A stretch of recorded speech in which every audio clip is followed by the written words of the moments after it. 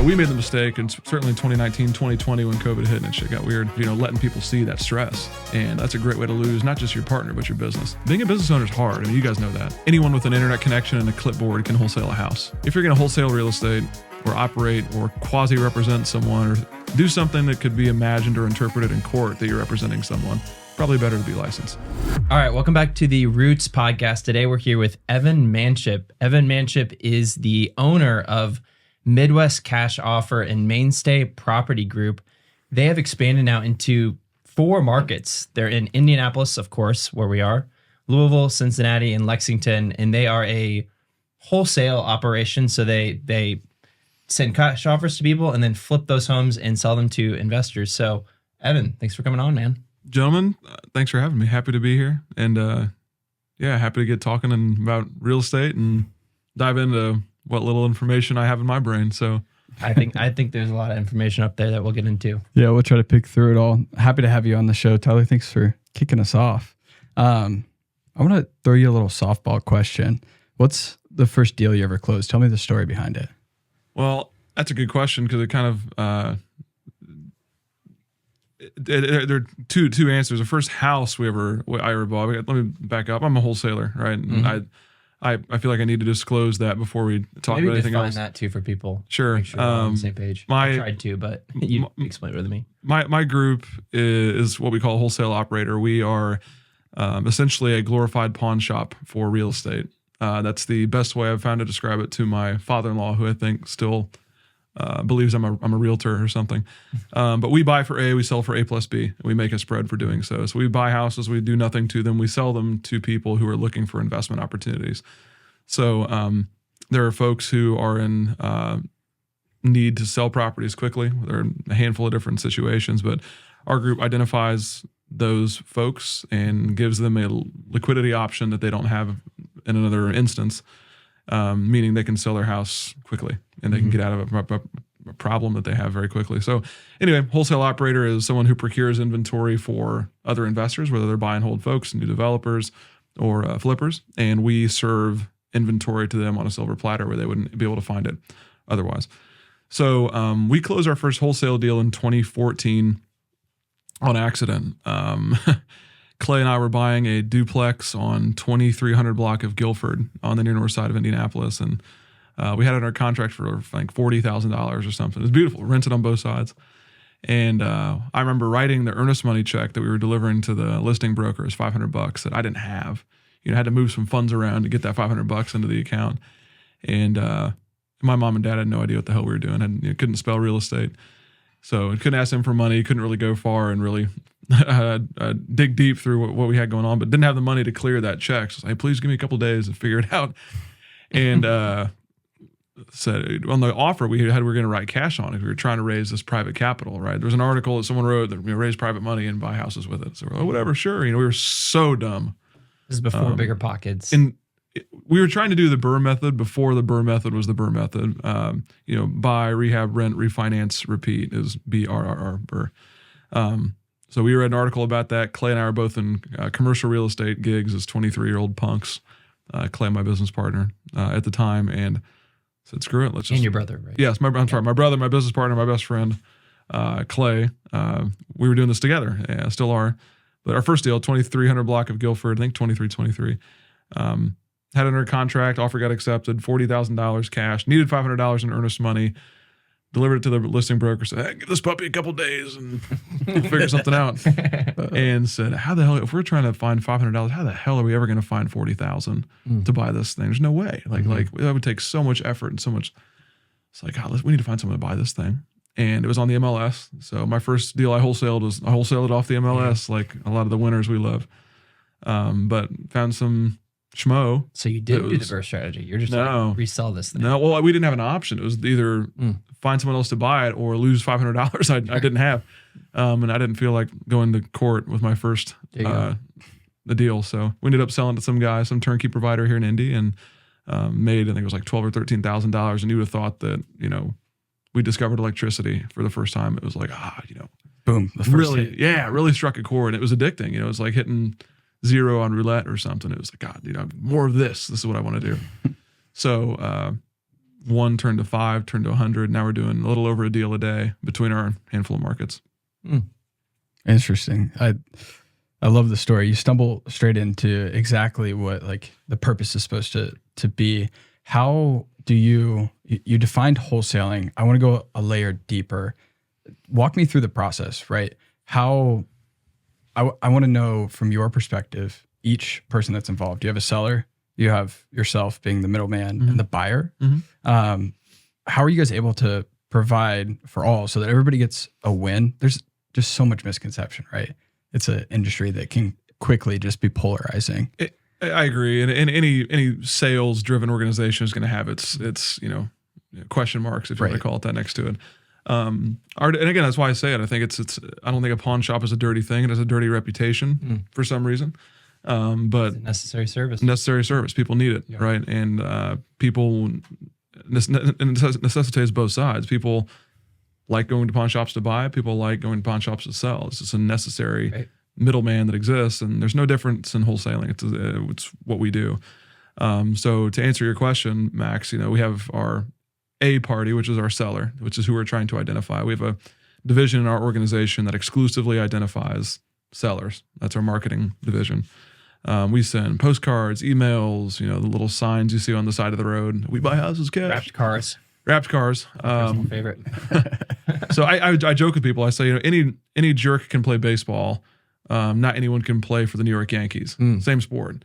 And same with realtors. And without sounding too arrogant, we are the New York Yankees of the industry. So we don't throw signs in the yard. We have very in-depth, intricate marketing strategies that find the right person at the right time and spend tremendous amounts of money to get there. So I think if you look at it on paper, they bought it for 100, they sold it for 120, they made $20,000. Sure, yeah. But just like any other industry, if you look at the gross margins on an Apple iPhone, I'm sure they're insane. But what all went into that to get it? So we buy from our A party, we are the B party, and we sell it to the C party. So there are two transactions, A to B, B to C, and we pocket the delta between what we buy it for and what we sell it for. And how often are you closing on those properties, or are you always assigning it? It's anymore. This is going down a rabbit hole, but compliance in our world is starting to become more and more complex, and rightfully so. But we double close, meaning we have two separate transactions on what we do. So if you want to go back and you want to look at how much we make on any given deal or the deal that I sell to you guys, it's all public record. Go have fun. But we double close everything we do, meaning we buy and then subsequently resell. We don't assign anything at all. Could you talk a little bit about why wholesaling has come under fire, how that affects you guys, and your honest thoughts on all the spotlight on wholesaling right now? But I think there's a reason you don't assign, right?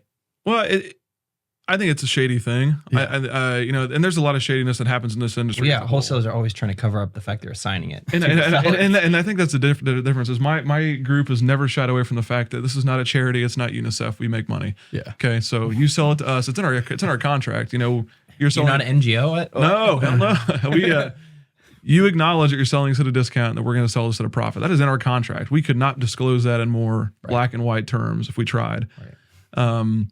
And that's what I think what a lot of people do is they think that's such a nasty thing, such a dirty thing to talk about, instead of just saying, do you want the money or not? Sign this. Do you want the money or not? Here's what we're doing. Here's what we're doing with it. Right. A seller shows up, closing day, and they're like, what's this fee on other miscellaneous 93,000, right? What does that go to? So Clay and I have made that mistake among the many years we've been doing this with trying to kind of tiptoe around. Everyone does it. Everyone's spooked about commission and what they're going to disclose and who's this. And it's like, man, the more transparent you can be about all these things, the easier life becomes. Yeah. And then it's, at least the objection that you need to overcome with this. So what are the new rules and regulations, if any? Because I've heard discussions of this. I'm not an attorney. Talk to your people, get your advisors. That being said, it's always better to be licensed, I think, in every possible regard. I think there are arguments to be made on who needs to be licensed and why they need to be licensed. But if you're going to wholesale real estate or operate or quasi-represent someone or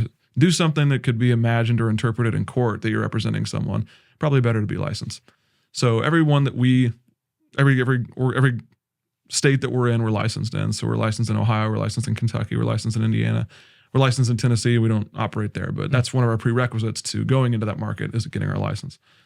For Indiana specifically, you're supposed to have a license. Right. And there are going to be people that chirp about this and say you're not necessarily right. And sure, you can twist any, bill around as whatever you want it to be, but it's not been challenged in court yet. There's no, case law to really point to. But if you're going to get into this and you're going to do it full time and make this not a side hustle, but a business, you're an idiot if you don't get licensed, in my opinion. Yeah. I think there's like competency that needs to be a prerequisite of being licensed. Like my favorite is when the wholesaler says, I don't need to be licensed. And then they send over a PA written under somebody else's name. Yeah. I'm like, wait, you don't need to be licensed, but you're using whoever to, covering behind your leader of whatever group. It's an odd thing because I think to answer your question a little bit more thoroughly, anyone with an internet connection and a clipboard can wholesale a house. Right. I mean, they're still trying to. The equation is not a difficult one to follow. Sell for more than you make. Right? I mean, any jerk can go knock on doors and do it, which is good, but it's also bad for a lot of the good actors in this side of things. Well, and I felt it like when I got started, which was 21 and 22, my phone was being blown up. And I had to ask, like, are you actually the one that has the money to buy this property? Are you actually the investor? Yeah. Or are you just trying to wholesale it? Yeah. And every other call was a wholesaler. Mm-hmm. Wholesaling on the market in Indy was like the thing that California startup bros wanted to do. Like they were all from California. YouTube University made that nasty, yeah. Right. But now, like, I rarely get those calls anymore. So I think something has shifted where it's starting to become like you're either doing this the right way with a license above board. Well, yeah, what shifted is we had the lowest transactions nationally in the past decade, right? So like, maybe it'll come back. There's less buyers. Where what you're referring to, 21, yeah, you could pick up anything for 90 and sell it for 120 because it would have appreciated by 1 month in. Like $5,000. Money fell from the sky. We joke about 21 and 22 to this day in our office, but again, we've been rooting on regulation. Literally did fall from the sky. There was like 29 trillion injected into the economy. But yeah, I don't care where it comes from, man. Money shows up. Everyone's and now we're paying happy. the consequences of that, but with inflation. But and we all feel it. But there are a handful of the good guys who do this, professionally, who are rooting on regulation in a big way. So we're not protesting any part of, hey, wholesalers need to be licensed. Wholesalers should be held accountable to X, Y, and Z. Compliance is a big deal in this industry because you don't want people to get cheated out of their biggest asset. You want to make sure you're providing a fair assessment of what you're capable of and being compensated adequately. So we're confident we're doing that, and we're paying a lot of attention to compliance to continue to build over the national landscape. And I think that is where the misconception comes from, right? Because YouTube University, anybody could watch, I could ask you a question that's basic level of how can I get started in wholesaling? Well, you told me you wrote earnest money. You went and did the thing, fell into it. That's how most get started. But the reality is people go, Evan, you're buying for, I'm going to sell this to you for 100. And you're telling me that that's like the best I can get, right? But I'm pressed in a scenario that I need my equity to unlock to go do X, Y, or Z. And then you turn around and sell for 120. And I'm like, oh man, screw that guy. I could have got 120. No, you couldn't have, because you would have had to wait the same amount of time that we did. You would have had to go through the process. We closed in 7 days and you were gone. And speed, just like you said, the pawn shop's necessary for everybody. So I'm all for it. It just does piss me off when I'm trying to buy deep and you guys make your... But I have to go find my own deals, right? Because you got scrappy. That's why I'm going to you. And just like every other industry, that's what I've said for a long time. Is this is not a unique thing. Yeah, wholesaling is not unique. There's a wholesale industry that exists for every industry in the world, down to where you find your milk. Yeah. Well, and I have bought a deal from you guys. I worked with Devin. He's no longer with you. Nice, yeah. But he was very transparent with me. Like I walked in, and I did my own inspection before I wrote it, and I was like, "Hey, man, there's knob and tube everywhere. Can we come down 5,000 or 10,000? I can't remember what it was." And he was like, "Yeah, man, we're just trying to make, maybe this was not what he was supposed to do in your company." I'm learning a lot here. Yeah. He was like, "Yeah, man, he did." I don't know if he said this later after the fact. It could have been, but he did like lower the price 5,000 or whatever for the knob and tube. And then I found out later, like he was like, "Yeah, we made what our target is, which is 15,000." And that gave me knowledge of like, okay, obviously they're going to try to make like 30, 40, whatever they can, whatever the market dictates, but there's a minimum that covers their cost of doing business and making a profit, which in that case was 50.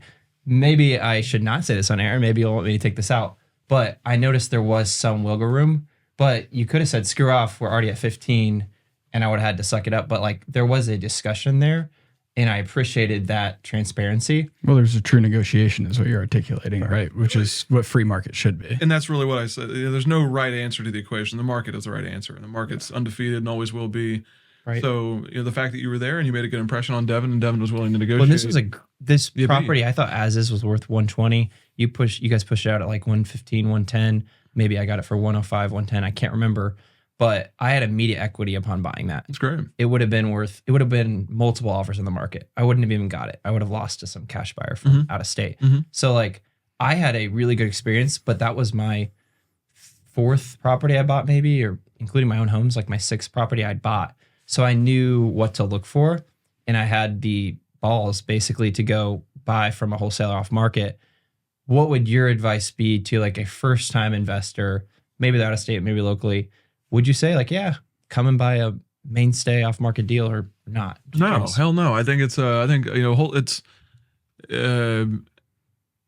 that was kind of aggressive. No, don't shop with us. We do not want your business. Stay away. It wasn't a leading question. I was genuinely curious. That's a good question, and I think it's worth saying out loud that first time folks are better suited to not get as good of a deal. And in my opinion, that's what the difference between off market and on market. If it's on market, everyone sees it. You're going to get a worse deal. I think that's just inherent in our discussion in our industry. So if you shop on the market, if you go on Zillow.com, talk to your realtor, go through the thing, get an inspection, have a negotiation, get a loan, you're going to get a worse deal. Like there's too many other things happening to where you could even potentially go off market to get a better deal. But if you can do that in your first round, kind of see how the thing works, I think that's important. Yeah. We've had a handful of folks just step in a bear trap where, they go and they sign the agreement, $5,000 in earnest money, inspection comes back, knob and tube everywhere. And so they actually got an inspection even after the fact, sure. After the sure. fact. And it really depends. Some folks want to have it ahead of time, and then they lose the deal and they're pissed off. They spent $600 on an inspection, and like these are rapid transactions. Oh, where yeah. It's like oftentimes sight unseen. Like you don't know much about it. Like you're just taking that risk for that $20K margin. So I think that just has to be understood. Some folks will, and I think it's best understood. That process is best understood with your first soiree being an on-market transaction. Right. Someone to handhold, someone to show you this. You have 21 days to make a decision about an inspection response instead of you're closing in 4 days, sight unseen, right? It's just different. It's different speeds.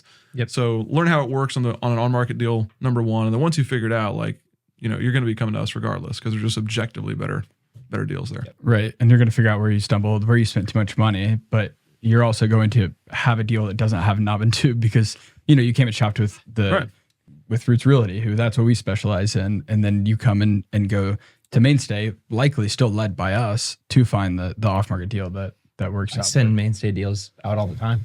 Yeah. I don't know if they use me or not. I don't even care if it's when like it their 5th or 6th deal, like they'll come to me in the back end or something, Yeah. If it's a flip. I'm shocked by how many realtors don't utilize good wholesale relationships because a lot of these wholesalers they're scared. I think our honestly. group, it blows my mind. Our group, if I may, quick sales pitch. Our group is paying 3% to any broker that brings a buyer. Just and like I didn't even know that until like 2 months ago. And that's a lot of people's eyes lit up like yours just did. And it's like, yeah, like we're paying 3%. Bring your fucking buyers. Like this shouldn't be some mystery. It shouldn't be any different than on the market. We want to utilize our broker relationships to funnel to keep the buyer funnel full. But a lot of folks just don't understand how it works when we ask them to get inside, sign the agreement, close in 5 days. I think they think it's a competition. If Mainstay wins, I lose because I lost my buyer. They don't understand there is win-wins if you're providing value, which is a good deal. We've had a handful of folks in Fort Wayne bring us deals or bring us buyers, get paid 3% on the buy, turn around and sell the flip, and make another 3 on the back end when they sell. It's like they're just making so much. All we have to do is keep funneling deals. Yeah. So Fort Wayne, for some reason, has been a hotbed for that. But a lot of folks in Indy, I agree, will just see it as competition. And if I lose, they win. So what is the majority of your deals? What are they flip driven, burr driven? What is the majority? I would argue more just market cycle now. I think flips are kind of becoming the norm. Yeah. Maybe 70-30 in that regard. But it's been different. There was a time where folks would buy 21, where folks would buy a house, make it rent ready or whatever, something, throw a sign in the yard, and what do you know? I get a $30,000 profit offer. So we don't do any type of like construction or investing, advice type deal, but there are folks that swing it a handful of different ways, play the market cycle and go from there. You mentioned something earlier, which was you mentioned something saying like, we're the good guys. I thought that was interesting, not necessarily because I disagreed, but I think a lot of people, whether or not it's just like people saying random crap on Facebook or wherever it is, that have a different impression of Mainstay. Well, there's a lot of noise. There's a lot of noise and there's a lot of misunderstanding and fear and all that. But what are your thoughts on like Mainstay's reputation? And like a lot of people, I think there's some dodginess or shadiness happen. Like, is that reputation earned or is that just totally misunderstanding? Dodginess is the first time I've heard something like that. No, I think people protest what they don't know. I think it's human nature. I made the mistake in my younger years of I got my brokerage license in 2014 and worked with a lot of folks that, man, were just flat out incompetent. I feel like I've been saying that since before it was cool to like say. Agents. I'm sorry. Yes, agents. Well, everyone really, but in this industry, everyone's got some bad actor. But man, just buying the properties I bought when I was buying them on the market was just like, man, why is this so difficult? Buying a house should not be this difficult. There must be a better way. And I got loud quickly about like, man, realtors aren't worth, the paper they're written on, what's the point? And I think I stuck my foot in my mouth when I was young and stupid about, kind of protesting that, and that reputation stuck with us a little bit. And not that I'm really running away from it. I think that there are a lot of folks that are more interested in how a house should be bought than how a house is bought. And they're not wanting to adapt to learn. So I'm not doubling down on my, realtors are idiots and never use one and they're unnecessary. But I think there should be a shakeup in the industry. And I think that's something I've been good at my whole life is disruption. And people don't like a disruptor. So we came in and shook things up pretty quickly. We were 24, 25 when we were really, really doing heavy volume. And continued. Well, you had a post recently, which was like, if you buy a house with a realtor and an FHA loan and you sell it in like 3 years, you're going to have negative equity. You're going to lose money because you're going to sell it with like a 6% or 5% realtor fee, closing costs. And all the comments were agents, of course, saying like, no, appreciation, which I see both sides. I almost commented, but I was like, I think I'd rather just like sit in the sidelines and watch the monkeys do their dance. Oh, something. And go ahead. I'm sorry. I love the discussion, honestly. I thought it was a really relevant discussion because I think a lot of people are surprised when they go to sell 3 years down the line and they're like, oh, shoot, like there's fees associated with selling with a realtor. That's not to say they're better off going for sale by owner. It's just you need to understand if you're putting a little bit of money down and you're using a costly loan, which is an FHA loan that has mortgage insurance, and then you're selling with a realtor, like there's service providers that are going to get paid before you. And so I'd love to hear your thoughts on that discussion on that post and, what your thoughts are on the reactions there. Happily. And I have to say, I don't know what post you're referencing. Maybe it was Clay. It was. I think it was. It was Clay. I think Clay's doing most of the talking now. I just associate it with you. I took myself off of social media, Facebook specifically, about a year ago. Okay. Just because stuff like this was just, it would literally mess with me. If I had someone chirp back, you idiots don't know what you're talking about. I'm like, I don't need to prove anything to you, Sally, Susie, realtor. Yeah. Like, have fun with your cookies on Sunday. Not my, it would bother me. Like, they genuinely bother me. And my wife's like, you're driving yourself insane for some jerk you don't know. I'd stay up at night, like typing up some shitty message. And it's like, you want to talk about the definition of unhealthy. Right. So I'm a year clean, feels good. But I mean, that's something we've always been good at is kind of, if you want to call it good, is just stirring the pot. Get the conversation started, right? Because you can't. I think it's a good marketing tactic. It's worked. It's worked handsomely for what we want it to do. But opening up conversation is the name of the game. Mm-hmm. My sister-in-law is an anesthesiologist in Salt Lake City. Brilliant woman, has the world, by the balls, if you will. And I'm going to buy a house because I don't want to throw money away in rent. Okay, well, let's take a look at it. $1.7 million house, some beautiful, beautiful house in Park City, Utah, right on a mountain. And you start diving through it, just going to hang on to it put $100,000 down and hang on to it for 7 years, and mortgage payments, $9,000 a month, $8,300 of which is interest. And it's like, if we actually ever busted open the book and like looked into the mechanics of what this really is. So to this day, I can send it to you. I've got a calculator I built for her. I call it the Annie model. And the Annie model spits out exactly what you stand to make and or lose based on the hold period, the interest rate, all these different assumptions you bake into what a mortgage is. Realtors are not going to send you that. They're going to send you what's on Zillow and walk away with their little commission check and yay, and then tell you to buy and not rent. It's horseshit. And it looks bad, to your point about, the reputation we got. It's like just raising a red flag. It's not right to just blindly say it. There's no difference in lack of fiduciary responsibility in that. That's wrong. And to gently push back on that, we do own a real estate company. We are realtors. I think if you're going to own it for a short period of time, oftentimes you're better. Screw that. Use the Annie calculator.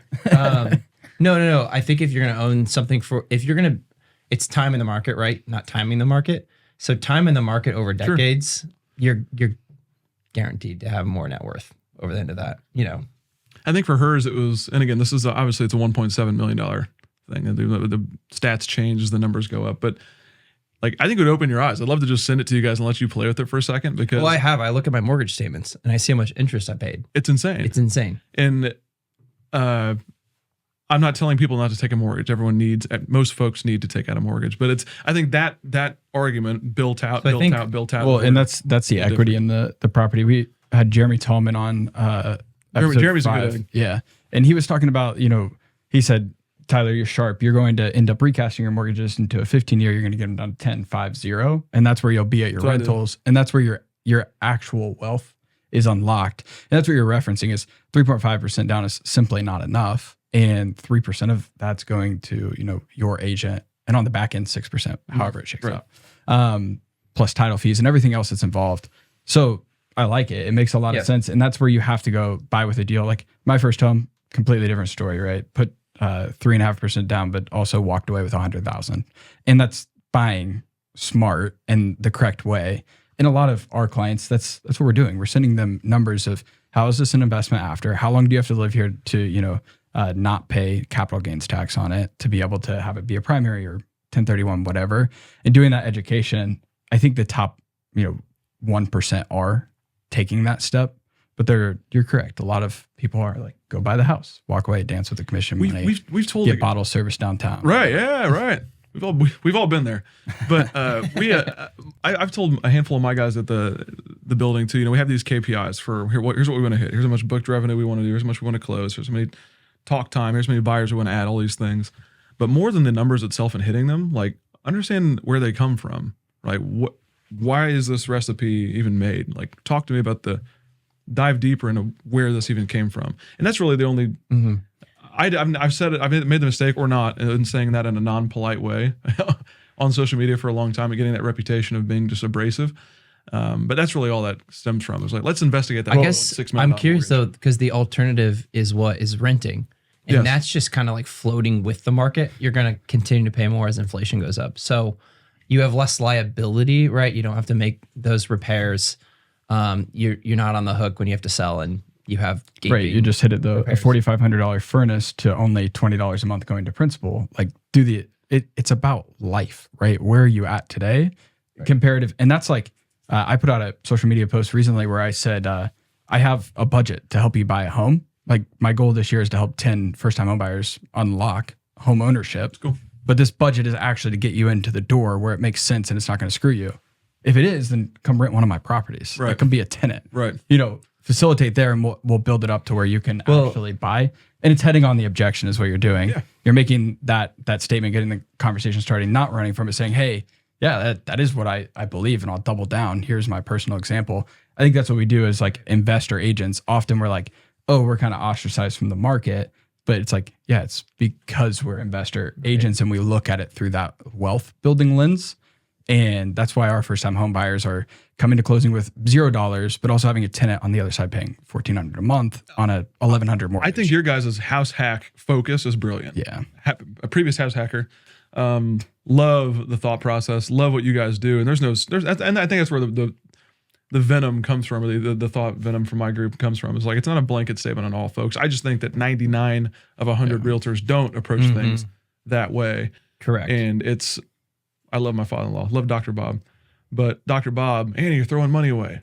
Just go buy a place and pay $8,300 in interest. Maybe a month. not the 1.7 house on the hill. Maybe, But maybe it's also that $500,000. market, But, right? but I love my father-in-law. He would be ecstatic if Annie bought that house instead of pay $3,000 a month to rent her townhouse in downtown Salt Lake. What? Why? Like, you're saving $5,000 a month. What's a big deal? Because it made sense for him at that time. Yeah, right? he bought his house for the price of a Cracker Jack. Exactly. His farm Right. for $100,000. You know, it's not. Yeah, it's They Well, probably paid 19% interest on like a 100%. $30,000 loan, and 100%. but it still made sense principle wise because that house is now worth $400,000, Yeah. and that's Right. the root of the cause is it's the time. right. Well, I think it's also interesting to look at. It's one thing to chop it up and talk about hypothetical views. It's another thing to look at your actual portfolio. And my understanding is you have paid off, or you've bought all your properties in cash now, right? Yes. Do you have any mortgages? No, well, no, we have lines of credit that are on available, so we're liquid. So I think Right. that was the biggest misconception with a lot of folks is when you pay your mortgages down. We did a lot of recasting. That was something I learned about right away, and that's something I can't speak highly enough into existence. Is the reason you hear about recasting is because your mortgage guy doesn't make any money on a recast. He makes a refinance, but you recast it, makes no money. It costs $70 to go to your bank, pay it down, easy. Recasting, for those that are listening and don't truly understand it, let's say you have a mortgage outstanding, you owe, $200,000 on your house. Grandpa dies and leaves you $50,000. You can take that $50,000 after you pay tax, of course, and apply that $50,000, let's call it, toward the principal balance of the mortgage. And imagine reeling in your fishing line and recasting to where the payment changes based on your pay down of the principal. So now you owe $150,000 and you're paying your monthly payment changes based on the new principal amount of the mortgage. So a lot of fancy finance terms being thrown around, but recasting a mortgage goes a long way. That's what we did for our personal residences. That's what we did for our house hack. That's what we did with a lot of the rentals, was just keep shoving money at it. Wholesale a deal, pay the staff. How long did it take you to pay off your property? Well, how many rentals do you own? 22 doors, 22 doors, 18 roofs. So we have 2 duplexes. Okay. If that makes sense. And a couple commercial deals. So, and so now you're just pure, obviously you have to pay insurance and taxes, but pure cash flow, obviously you're making a lot more cash flow and you're using lines of credit to acquire more. yeah. Which I think is genius. Obviously, a lot of people are envious for that, and it's not easy to get there initially. But once you're there, it's great. The lines of credit are how you actually unlock wealth, though, and be able to go and leverage from that point. We've had Rex Fisher on, who has 350 plus stores. He's 60% leverage across his portfolio, and like that also has value too. Yeah, but I always like the 22 property analogy, fully paid off, and looking at both net worths, right? And I think we can both point at each other and laugh at kind of the inefficiencies with either side of what we do. But there's no wrong way to do it, I think, or right way to do it, really. Well, I know what he would tell you. You could own 180 doors. I can more than that. Like and that's Right. But again, for me, I sleep like a king at night. That's my argument. It's got a little bit Dave Ramsey flair to it, but it'd be a shame to go this as far as we have in this industry and done the deals we've done and know what we know and not be able to buy groceries. And that's what the lack of liquidity does when you take every penny you have and pay down your principal balance. So having those lines of credit, I think, is a neat thing to have that banking relationship if and when you need to pull the trigger. So we're liquid and we have the properties paid off, which is a nice place to be. And I think that's what a lot of the listeners have a hard time doing. It's like, man, to get that first rental, I had to like kill for it. Right. But it is that natural snowball that just starts. You know, you get 1, 2, 3, 4, and you start doing like when you recast. What I like to do is shove the equity in, recast it for 5 years less than the original mortgage was. Sure. So if it's 30, knock it down to 25, 20, whatever's available, and whatever the lender will let me do. The payment usually is the same. The payment doesn't change. Yes, you did a little bit differently. You worked on terms as opposed to payment. Right. So it's like, okay, I've just knocked off 5 years immediately and my payment remains the same and everything's great from that perspective because principal is still going into that little principal piggy bank. That's how I look at it. You have 22 piggy banks. Yeah. And now you're able to unlock that equity through a line of credit, or you just go and, fix up, you buy a bunch of properties from Mainstay, you fix them up, refinance and, 60% lever. There's so many ways to do it. But it's a challenge. And at the end of the day, it isn't just like buying in the stock market, but. Well, I think Rex's perspective to kind of clarify is if he leverages and he has 300 properties and Indy appreciates by even 5%, he's made hundreds of thousands in equity in the appreciation. Rex has said to us, all of it's an appreciation play. He's like, I operate in the black, meaning like pretty much neutral cash flow on his portfolio. And that's where you say you can't buy groceries with equity. Right. It's And the, he's not. the same point. Right. He's not. At He all. has other ways It's to not make his money, and point. he's insulated. It's a wisely. wealth building plan, like an equity play with the development of Indianapolis. And he's making a ton of people a ton of money, and he's doing a lot of things right. And I think both have good purpose. I would prefer aesthetically and lifestyle wise your plan. That's actually my plan, which is to acquire properties that are in the line of development, add value to them, sell off the crappy ones, pay down the good ones, and keep the Class A properties cash flowing and have lines of credit. Exactly, I believe what you've done. It sounds sexier than it is, but again, like there's no wrong way to do it. And I think that's where it gets kind of misconstrued sometimes. I feel like it's easy to sit there and talk about my experience, but frankly, I'm just a risk adverse guy.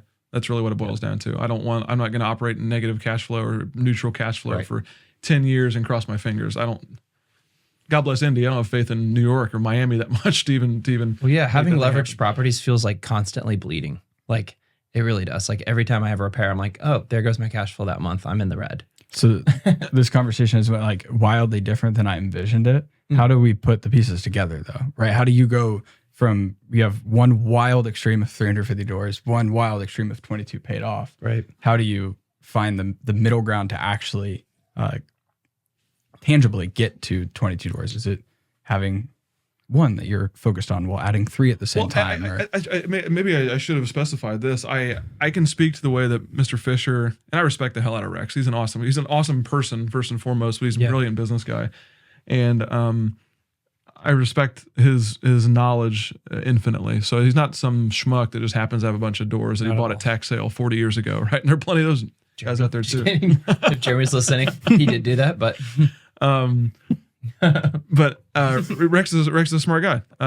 I did that to begin with and chose to pivot out of it. So I think at one point, Clay and I had like 87 or 88 doors while working our full-time jobs, which was a disaster. Like self-managed, like boss man's right here in the middle of a meeting. You're sitting here talking to somebody about, some toilet issue that's going on. It was tough for about 6 months. And we decided, we ramped up that way. We bird a bunch of these things and said, fuck this. Like, why would I own 88 when I can sell 3/4 of them and own 22 free and clear? That's essentially what we did. And Rex's whole thing is it's predicated on scale. So he has the realty company that literally does all the deals for him. And then he has the management company that he owns who does all that stuff. Without that scale, he would have gotten out of this business a long time ago. And he said his life was kind of in disarray. I hope I'm not stretching by saying that. When he literally would go and replace furnaces, he told me. He'd go into the property because like he was trying to make the cash flow work and he had investors to pay. Like he couldn't afford paying the HVAC guy. But that lifestyle you can't sustain for when you're in your 40s and 50s. Well, what you articulated is you had the 80 some doors and he doubled down on Mainstay, right? Yes. And was able to get to a place where call back, you could sleep at night, right? Yes. And I think it's one word that comes back, which I feel often. It's the anxiety of the properties out there, right? Get a call, brick thrown through a window. It's like, shit, there's another $1,900. That doesn't happen. Do you have it? Has it? I mean, literally every single property I've had has had a brick thrown through the window. I don't know what's Somebody's following you around, man. It's one of those daggone wholesalers. It is. It probably is. Mainstay's like, hey, you got a broken. We got to love the east side. Right. Mainstay's like, hey, saw a broken window. You want to sell it for 80? Right. They're marketing like crazy to massive properties. Deals. I'll get my marketing lady on the horn for that. But it is, I mean, yeah, I think there's so many schools of thought, and the reality is it is a challenge to go to YouTube University, start wholesaling, start building all this portfolio. I don't know how people do it from distance. Could you imagine not being in a different state and being able to do what you've done in Indy? Dude, it's tough. I mean, even being in like Lexington is 3 hours away, 2.5, 3 hours away is extremely difficult compared to just being in Indy. All of our folks are based. We have 27 folks in our building, and none of which are we facilitate deals in Lexington. And everyone's located in Indy, so to do deals, 200 miles away is hard. Yeah, and for a handful of different reasons. But yeah, I mean, so it's a geographic and logistical operational nightmare trying to do things from afar, unless you're at scale where you can make it make sense. So we're not even sure we're there. It's just pubescent growth nonsense. It sucks sometimes. Yeah, we talked about like the first time investment where, you guys, I mean, you said you're not the shop for that, right? There should be a handhold. I think people from distance just have to bet on the horse. They have to, like, you have to do private capital. If you have that much money that you need to mobilize, you can't bet on the equity from distance because a brick's going to get thrown through the window. You and that brick, man. Yeah.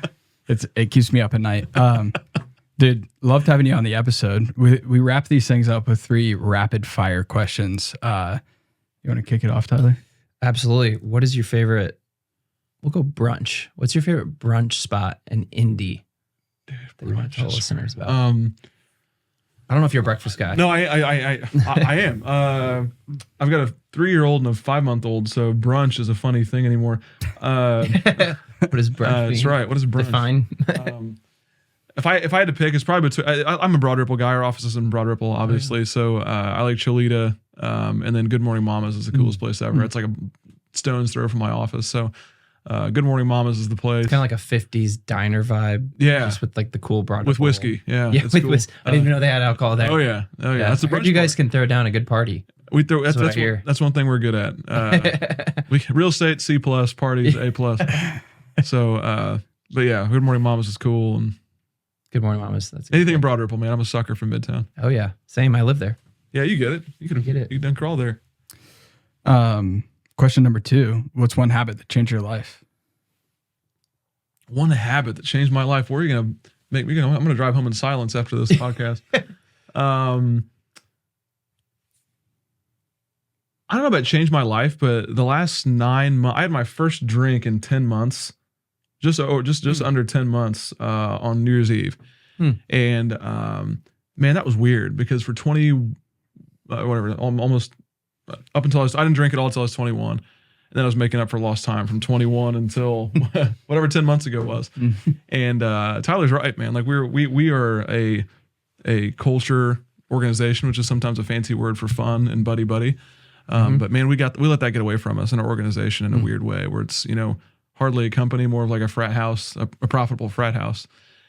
So I told myself, look, I'm going to take this a little bit seriously. I'm going to stop the drinking side of things. And so I went from like social media back and forthing with realtors for fun and over a pint of whiskey every night to I'm cutting out social media. I'm not drink for a little while and just kind of get back on the horse for what's really important.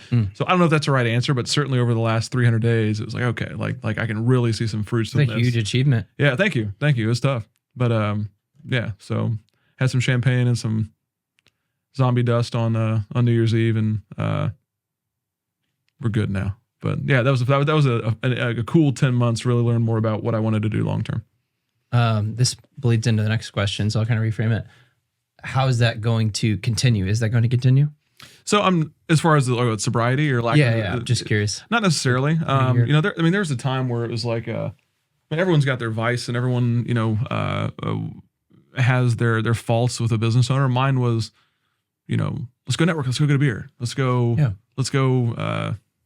Let's go do dinner and drinks. In real estate, that's everything. Everyone's asking me to go get drinks. I'm like, I could drink every night if I wanted, and it'd be business. You could, and especially before kids. For me, it was like, why the hell not? No one. I mean, my wife is in medical sales, and she's traveling the world 9 out of 10 days, and I'm not going to go home and watch Price is Right and then go to sleep. No, like I'm going to go make fruits from what we have going on, and that was a long time coming. That was probably 2015 through 2019 of just nonstop networking, which often accompanies that type of thing. So it's not necessarily that. It's just understanding kind of where life is and what trajectory you want it to go. And I saw mine going in a way I didn't want it to, so made a course correction.